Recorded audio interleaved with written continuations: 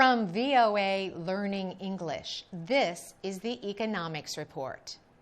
The International Labor Organization recently released a report suggesting that real wage growth in developed economies is nearly unchanged. Real wages include the effects of inflation. Developing economies are mainly responsible for world wage growth.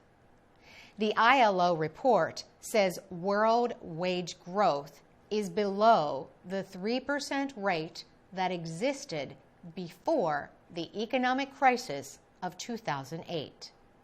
It says wage growth has slowed to nearly 0% in developed economies over the last 2 years. However, in developing economies like China and other Asian nations, wages have been growing by 6%.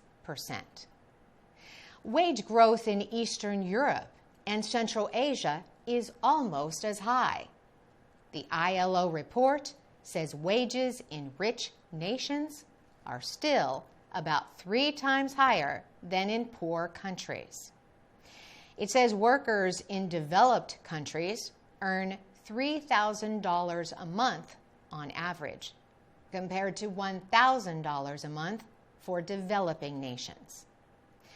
The report says developed nations had increased inequality because of job losses and big differences between the highest and lowest wage earners. That difference between highest and lowest wage earners decreased in some developing countries. The ILO says minimum wage policies, rules for the lowest permitted wages, can play a strong part in dealing with poverty and inequality. Sandra Pulaski is the Deputy Director General for Policy at the ILO.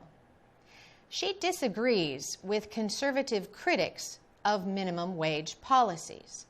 They say higher minimum wages mean fewer jobs. However, Ms. Pulaski says employers often find ways to increase productivity to make up for the added cost of wages.